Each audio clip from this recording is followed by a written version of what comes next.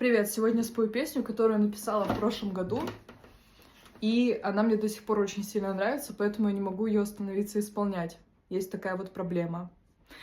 Первый седой волос, но мысли те же, они крепчают с каждым днем. И я осталась в этой буре снежной. Нарния закончилась, затем фонарем. Доверяю себе, но всегда проверяю, не принимаю ошибок и смирения. Догоняюсь мечтами о теплом мае. В моем мире будет тоже глобальное потепление.